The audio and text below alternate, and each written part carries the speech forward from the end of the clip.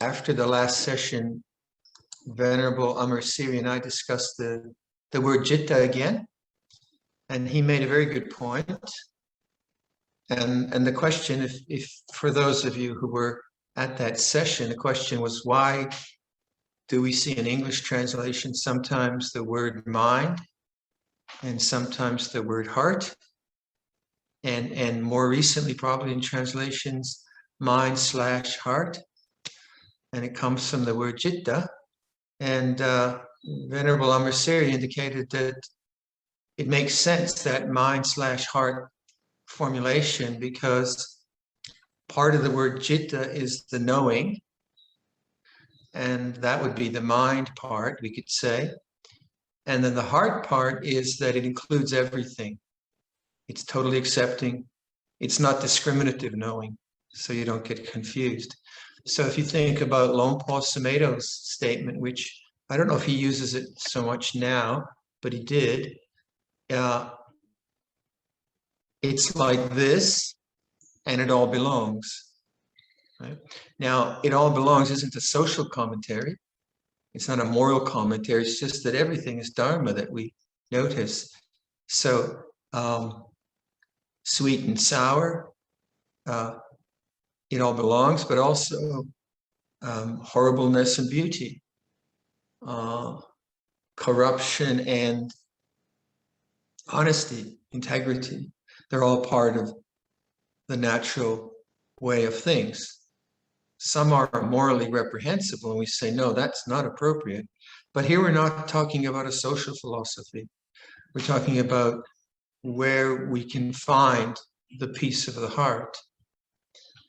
So I thought that was a very good point that Venerable Amar made, that the heart is that total openness to all things. But then morally, we don't follow immoral action. We live responsibly. So if I want to not, like if I'm a bhikkhu and I want to go partying at night, I don't do it. I don't think any bhikkhu wants to do that. But we don't do that because it's morally wrong. We're monks, we're renunciants. But we might have the urge to do something, a bit crazy, whatever. Fine, you have the urge, but don't scratch the itch. Just observe, right? So sometimes if you don't get these sort of two realms of the Buddhist teaching, one is the social and one is the existential, or the realization of nibbana, you can get very confused. So like I know that when Luangpor, there's one friend, when Luangpor says, or I say it also, sometimes it's like this and it all belongs, he finds that very almost not offensive. He finds it, he doesn't like that language because it sounds like it's a social statement that cruelty belongs. Well, it's not so much that it's right or wrong, but it is there. There is cruelty, and we'll do everything we can to prevent cruelty from taking place. So the jitta knows all of that in an accepting way, and then sila and responsibility is how we act within that vast realm of possibilities.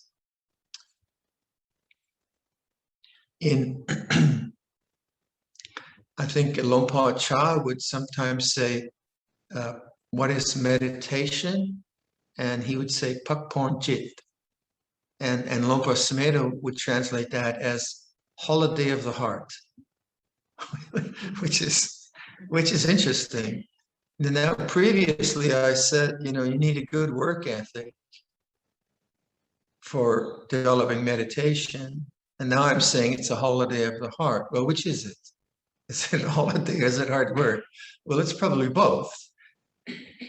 I think initially, for me, at least I don't know about you, it was very hard work. Mind was restless. I didn't know how to compose the mind. I tried too hard. I didn't try enough. I was lazy. I was diligent. There was a lot of just difficulties of learning to meditate, and that's true of any craft, isn't it? Any skill. If you think about when you started to play badminton or whatever you did, how difficult that might have been, or when you learned how to do QuickBooks and accounting, or when you whatever you did, when you started it, you were clumsy, you didn't have the skill, but you had a work ethic, you wanted to learn, you kept at it, until you started to get a flow, and you could enjoy badminton or doing QuickBooks or making furniture. It became a much more interesting proposition, much more enjoyable, still challenging. And I think that's true of meditation too. The beginnings of meditation are, yeah, it's hard to train the mind. Luangpor Chah, everyone knows that. But then if you stick with it and go through the difficulties, then more and more meditation isn't something you do on a kind of special evening practice. It's all the time. You're in an airport.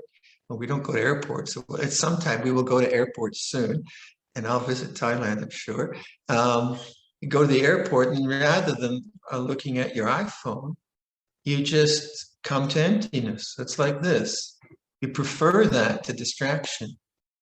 And then you can watch everyone looking at their iPhones or whatever they do. Or you go to the dentist's office and you're waiting for the dentist, and rather than looking at the what magazines they have, House and Garden magazine, rather than looking at that or whatever, you look at your mind, and you come back to that sense of resting the mind in non-grasping, resting the mind in awareness. And it really comes to that.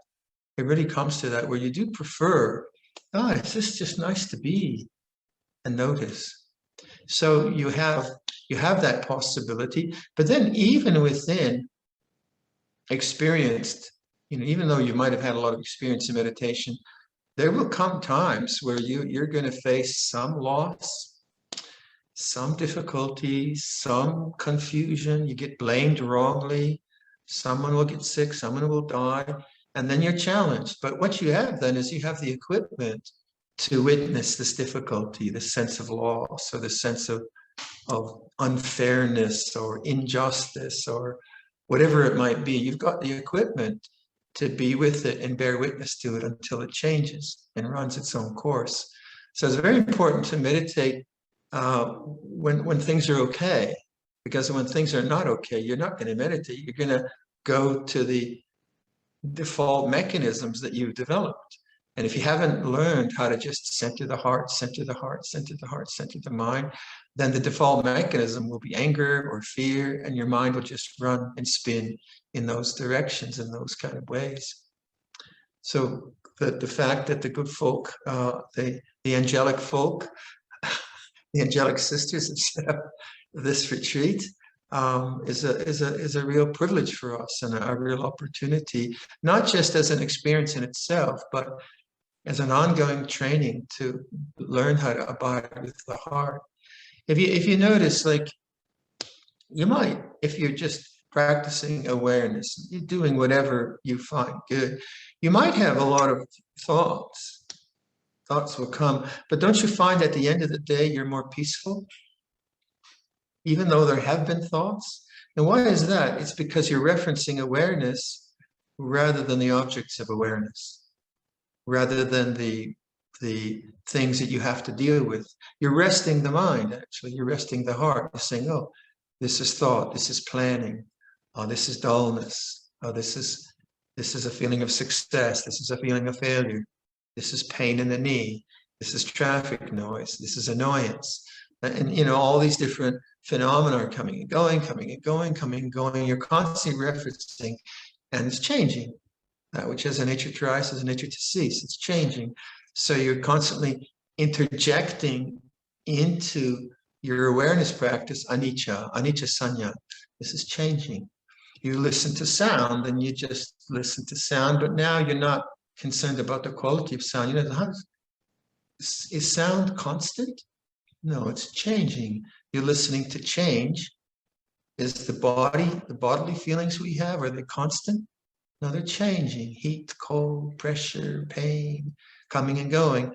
And it's interesting, by referencing changing, by referencing anicca sanya, by bringing that up, you begin to touch the unchanging, which is the peace of the heart.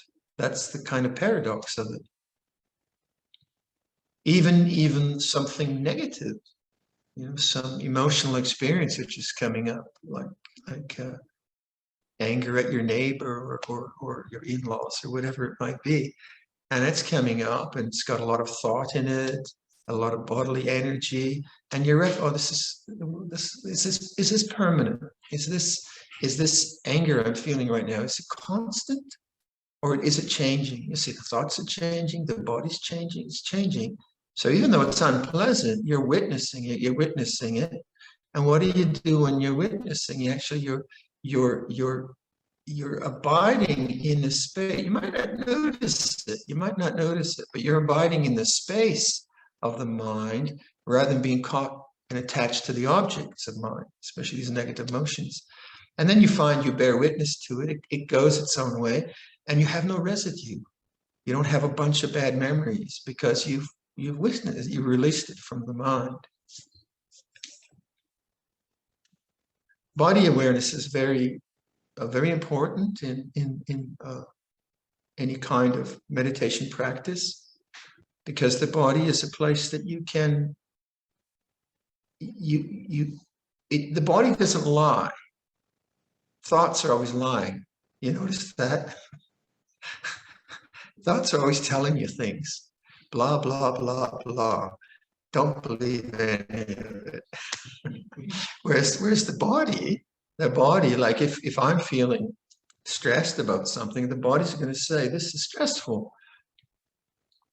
If I'm feeling love and open-heartedness, the body would say, yeah, this is good. Go for it. This is a good feeling. Follow that, pursue that, make that stronger. If I'm feeling relaxed, the body will say, yeah, that's all right.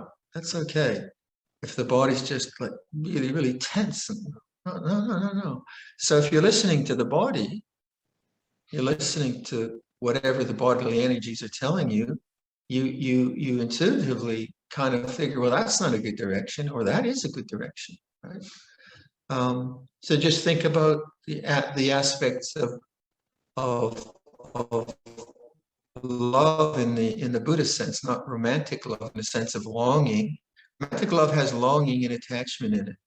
It also has metta and karuna in it, but it's also, my perception of romantic love is that it is conjoined with longing and certain kinds of attachment, which is fine, but metta bhavana has no longing in it. It covers all beings equally. It doesn't differentiate. That's the idea, and compassion and joy. Yeah. So you're like, we've had a lot of guests this weekend. Now that the COVID, many people have been double vaccinated, and more guests are coming, which is delightful. So we've had children at the monastery, and they're just so sweet and lovely, and their energy is so kind of honest and straightforward. It's just delightful for the heart. I can feel that. I can feel that in my body. Right? I can notice that as a receptivity to a human interaction. I say, yeah, that feels wholesome. That feels really, really wholesome. I think I'll try to cultivate that. And I can cultivate that by what? In the evening, I can remember those children. And I can remember that feeling. Yeah, I think I'll do that that sounds really, really good. On the other hand, I can get annoyed at someone, and then I can feel that. I say, wow, that's yucky. I can walk away from it. I think, oh, I don't like the echoes of that. Then in meditation, I'm going to feel the echoes of having gone that direction. No, that's not, I don't want to do that. I don't want to go there. That doesn't feel skillful. And so next time that situation arises, I'm more careful in my body. Oh, be careful now. This is arising. Don't follow that. So the body is very intelligent in that way. Very immediate. The intelligence is very, very immediate. It's not mediated by opinion. Right? It's always there. So body awareness is tremendously helpful for understanding yourself and understanding your relationship to the world. And so that I thought we could do some meditation and reflection on the body. These aren't the reflections of They're not concepts, obviously. The feeling of the body is not a concept. So what I'll do is I'll just walk through a typical body awareness kind of practice, which most of you've done. And I'll name certain parts of the body. Remember, we're not conceptualizing. So if I ask you to feel your shoulders, it's not to think about your shoulders. Concept is different than feeling, obviously. So you're just getting right to the sense experience before it's mediated through concept. So the concept of pain, yeah, is different than the feeling of pain. The concept of relaxation is different than the feeling of relaxation. And so then that takes you to a sense of, eventually, to what we call whole body awareness. And that's what I use in Yoga Nidra, in lying down meditation. I encourage that in my own practice, whole body awareness. So then the ideas that I've been suggesting, that the body is in awareness, those make a lot of sense to me. I don't know if they do for you, but that's the language I'll use. You could try it, see how it works. And then if you're doing lying meditation or whatever meditation, sitting, you see that there is awareness and there is the changing bodily feeling. And who am I in all that? Am I the body? Is that my real identity? If it's my real, but this body is just a changing phenomenon of pressures and heat and pain and pleasure. It's just moving and changing and moving and changing. So then if I use anicca sanya on bodily sensation, I start to see that my identity with the body is true in some extent. The pain I feel in my knee is different than the pain you feel in your back. Sure, that's true. But is there not another dimension? Is there not a dimension which is not the body? And the suggestion is the citta, jitwa, the knowing and accepting is that space which is not the body. It's not dependent on the body. And you learn that by coming to whole body awareness, which I'll describe, most of you know, and then witnessing change. This is changing. And you start to, because attachment to the body is a really fierce thing, isn't it? Very fierce thing. And it's necessary biologically, right? If we were just kind of, oh, I'm not attached to the body, you can cut my arm off. Well, not really. Please, don't do that. I need my arm. I need both of them, in fact. So that would be really silly. That would be silly nonsense.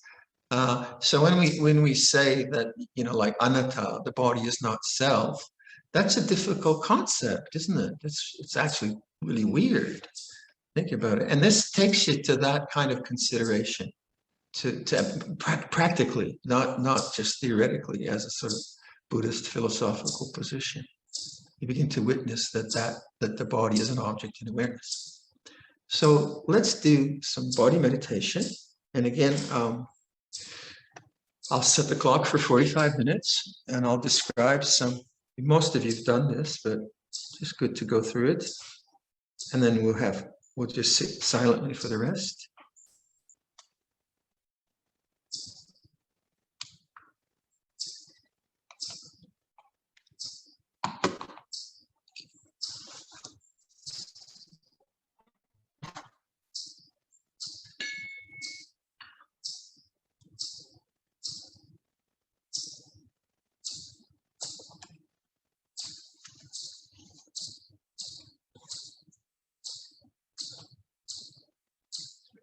So set yourself up nice and stable, balanced.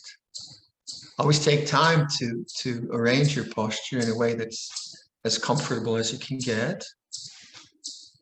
And then once you've done that, try not to fidget. Try not to shift around a lot. Just try to be still in the body. If you have to move, then move mindfully.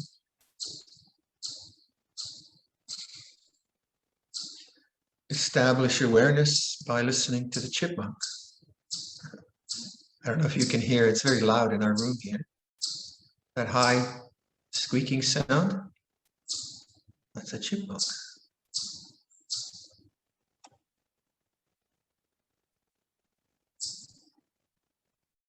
And notice how sound is changing. It doesn't matter what it's changing to, but notice the changing nature of sound. And to do that, what do you have to do? You have to not go out into the sound, but allow the sound to come to you.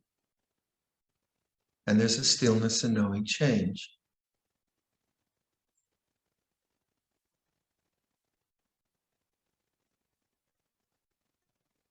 Notice the stillness of awareness.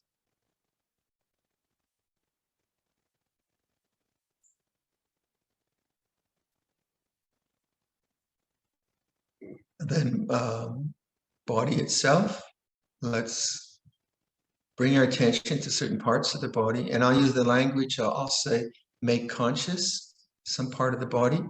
And I'm using that language so that you're not kind of doing a hard focus, but you're just localizing your attention around that part of the body and allowing whatever sensations or feelings, allowing them to manifest. So it's a kind of welcoming attention. So begin with your face, begin with your mouth. Allow the feelings in your mouth to become conscious. So the stillness of knowing. And you start to feel your lips, or your teeth, perhaps the tongue. Let that just manifest.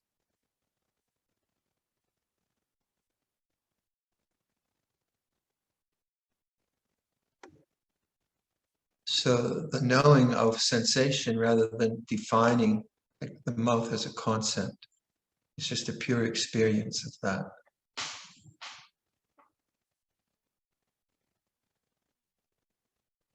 And then compose your attention on those sensations, collected attention.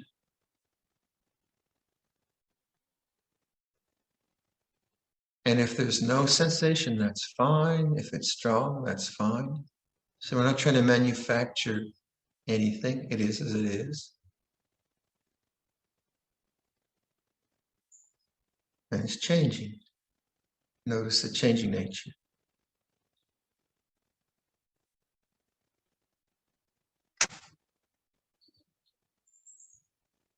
Bring attention to your ears, the outer structures,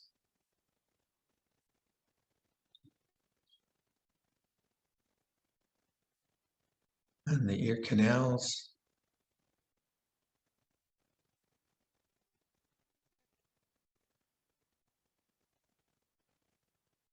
And notice how that's also changing.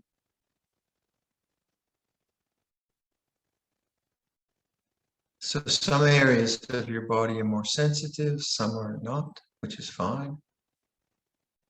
Doesn't really matter. It's this awareness of change that we're concerned with. Bring attention to your nose, the bridge of the nose,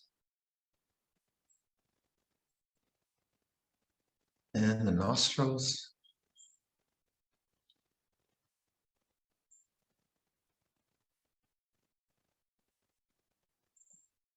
Now, sometimes when we do anapanasati at the nose, we become tense. Like your eyes get tense because you're looking for something at the nose. Here, we're not doing that. So if your eyes are getting tense, notice that. Just relax the eyes. But feeling the nose, the end of the nose, very sensitive. So you can notice the difference between in-breath and out-breath.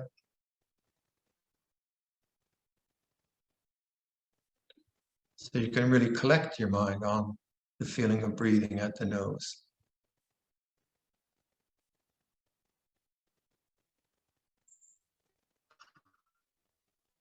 And that's changing.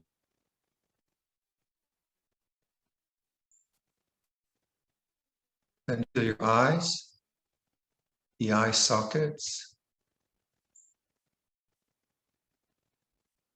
and the eyes themselves.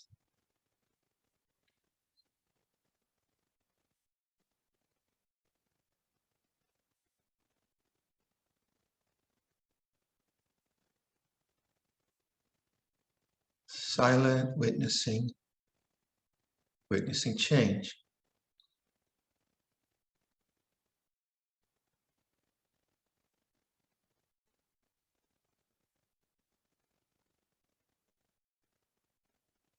Then feel your temples, forehead. Let that become conscious. So don't strain looking for something, don't get tense, just allow it to manifest.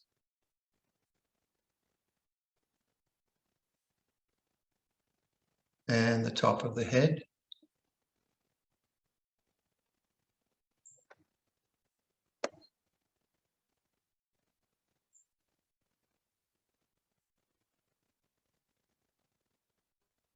The back of the head.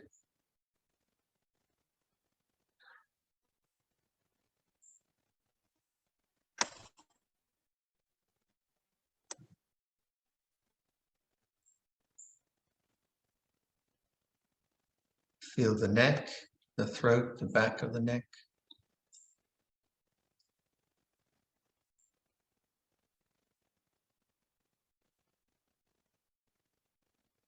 Now feel the whole head as a changing set of sensations in awareness. This isn't a concept.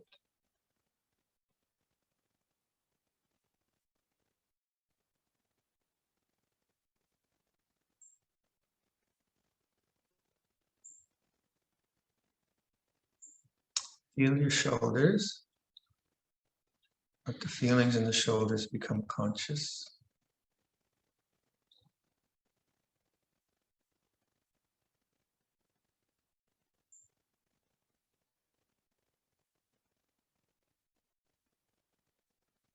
Then travel down the arms, the upper arms, the elbows, forearms, hands.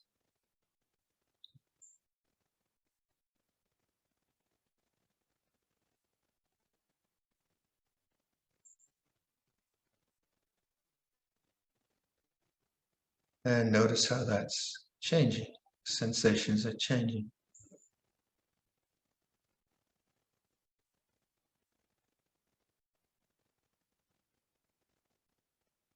Come to the chest area or the upper torso. Feel the clothing, pressure on your body.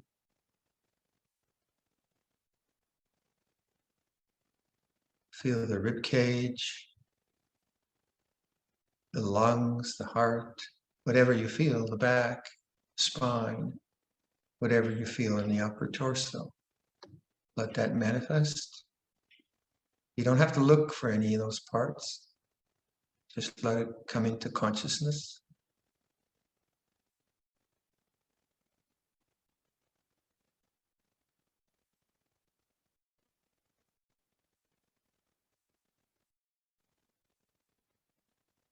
And notice that it's changing.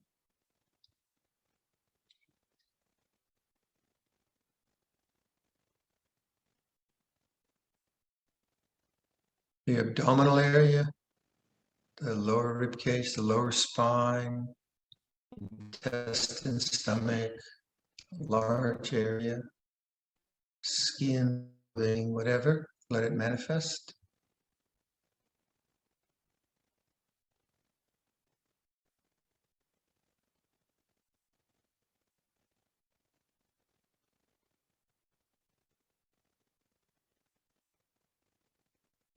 And that's changing. Notice change.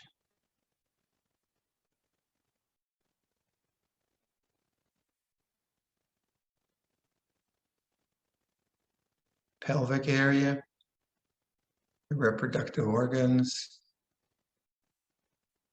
bones, skin.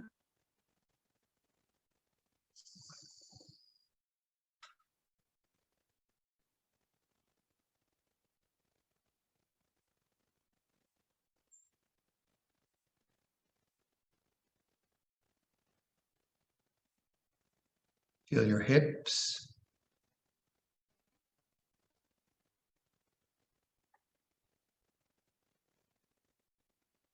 And down the thighs, knees, lower legs and feet.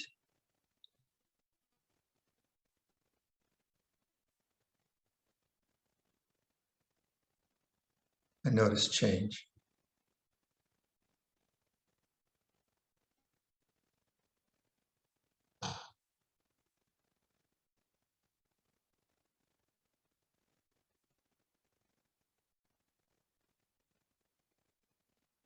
Now, kind of step out, as it were. Notice the whole body. Now, not as a concept, but as an actual experience of changing pressure, heat, sensation. You don't have to define it. Let it just manifest.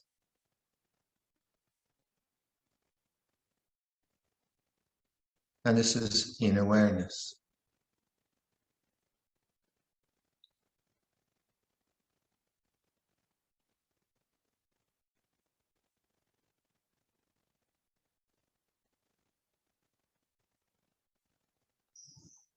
Notice the changing nature of bodily sensation.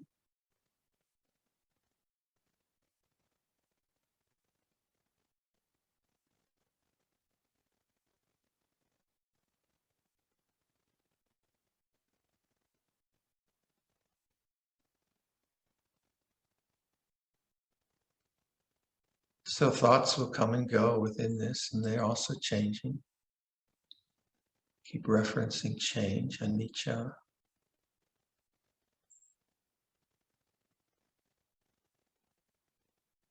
So you could abide in that way, just witnessing bodily sensation changing.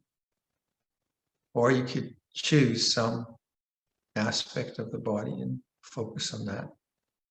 So the breath, if you want to choose the breath, breath is in awareness. So you feel an in-breath, composed, collected, attention, changing nature of an in-breath, and changing nature of an out-breath. So that's helpful because it's one particular cycle area.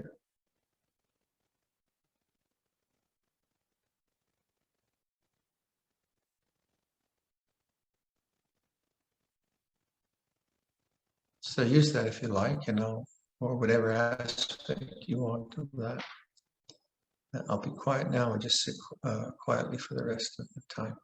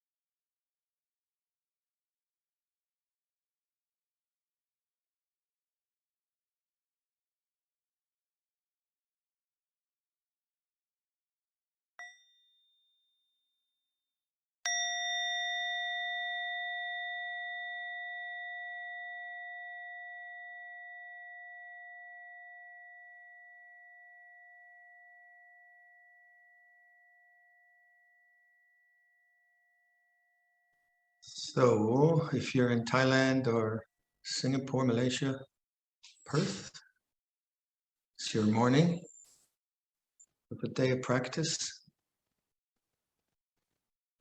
So this anicca sanya, perception of anicca, hopefully you see how when you have that perspective, you begin to understand what non-grasping or non-attachment's about.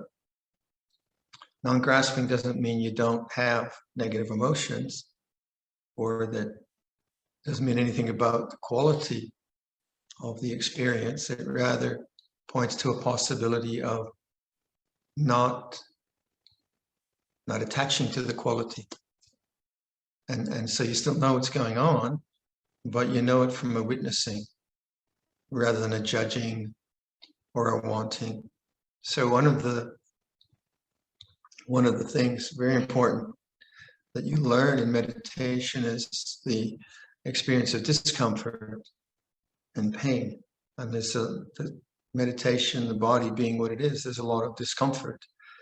Now, if it's really, really painful, then obviously you change the posture. But just your garden variety discomfort, a bit of pain here, or it's too hot, or there's too much noise, or someone, like on a retreat, usually someone's breathing too loud, and serious things like that. And so there's a lot that can go on, which is not hugely uncomfortable or hugely unpleasant in a way that it overwhelms you, but it's just enough to irritate you. And that's very good, because that's the kind of stuff you can work with. If it's overwhelming, like if your body is overwhelmingly painful, you can't really work with that. You got to walk away from it. That's what your biology is saying. This is too much. So you never want to push yourself and end up having a knee operation. That's not a good idea. But the body being what it is, because that has a lot of discomfort. If you take the opportunity during the meditation, when discomfort arises in whatever sense base is coming up. So like if it's like too stuffy and too hot, and you don't want to go turn the air conditioning on, right? And that's the nature of the experience. You actually make conscious, so this is stuffy, this is hot, this is what it feels like. And then you try to relate to it as witnessing change. Now, the experience of stuffy and hot is unpleasant. That creates the desire to get rid of it, obviously. You can go with the desire, that's fine. But you can choose, well, it's not life-threatening. It's not dangerous. What if I use this opportunity now to actually witness the unpleasant and see what happens if I witness the unpleasant as changing? That takes some intention, some interest, some challenge, that kind of stuff. And then you witness the unpleasantness of it as change. Then slowly, slowly, slowly, you begin to see, well, the unpleasantness is an object, but this witnessing is actually very peaceful. So you can have a meditation which has discomfort in it, and you relate to the changing nature of discomfort. And what happens is you feel peaceful at the end of the meditation. Why? Because you have not attached to desire. Now that desire is biological, it's necessary. So you don't want to dismiss pain and hurt yourself. That's what young monks often do. And they just push themselves. I'm going to push through pain. I'm going to fight pain. And they have knee operations and things like that. So there's a difference between being some kind of warrior and being a Buddha, I would say. And Buddha consciousness is awareness of appropriateness of action. It's not just some kind of fierceness. And it's a very important actually lesson to learn, how you can witness the uncomfortable. Because if you keep doing that in meditation, and you notice in meditation that quite often when discomfort arises, when unpleasantness arises, you want to go. You look at the clock, you think, oh gosh, 20 more minutes. Maybe I'll just make it a short meditation today. or 20 more minutes. Oh gosh, I need to answer those emails. That's much more important, whatever. So the desire mind creates a sense of self, right? And it creates time. I'm someone now, there's 20 more minutes left. This is taking too long, blah, blah, blah. So the sense of self arises with desire. And that's what dependent origination is about. With craving as condition, there is attachment. With attachment as condition, there's rebirth of self. Personhood arises.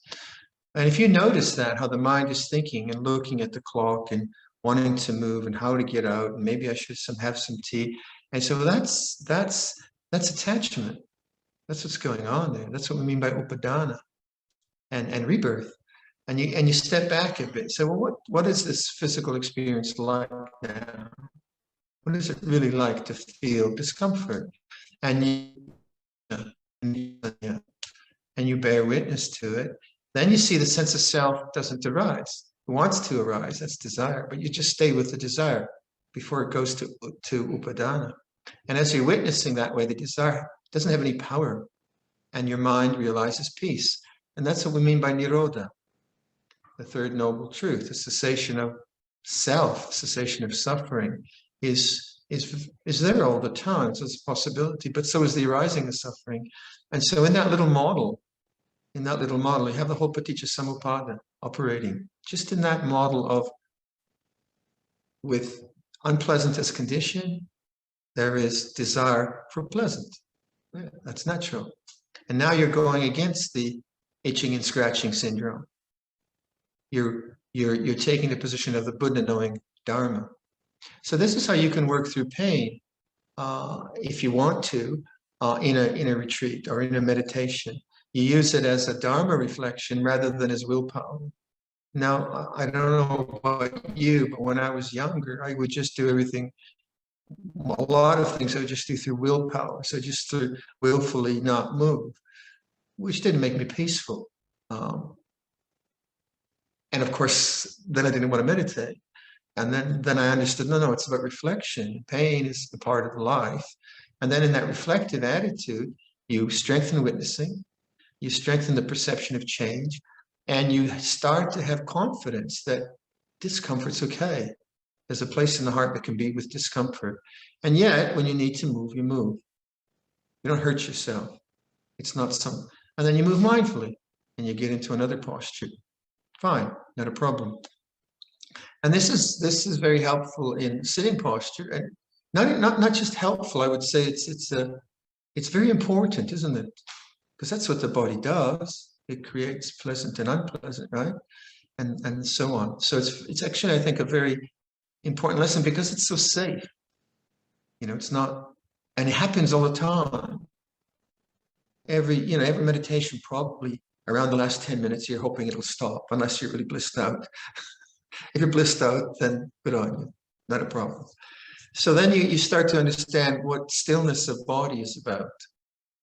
Because if we take a posture and we make it as comfortable as possible in a chair or whatever, and then you say, no, I'm just going to be physically still and hopefully mentally still. I'm going to try that, stillness of being. So first of all, the body.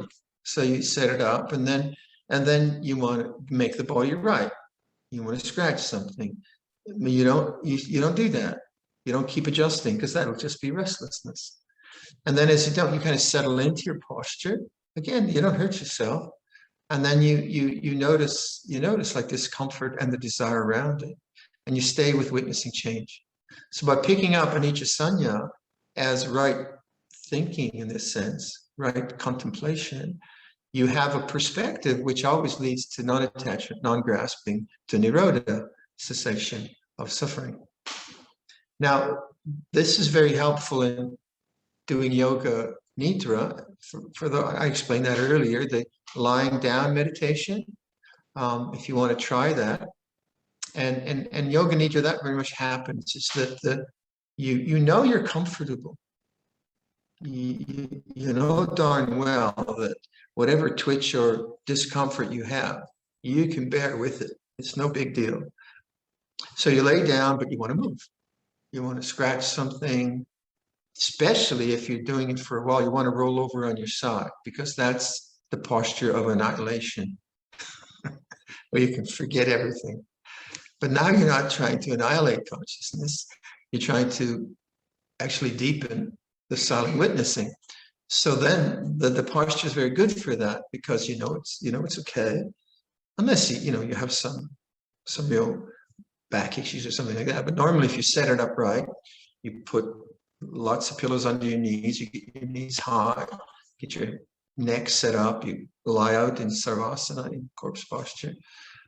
And then you witness the body in the same way. So this is what I mean by whole body awareness. So as we went through different parts of the body, then I said, now step away, step back, as it were, and witness the body as changing sensations in awareness. And then hopefully you notice that, that's just a phenomenon going on in consciousness, in awareness.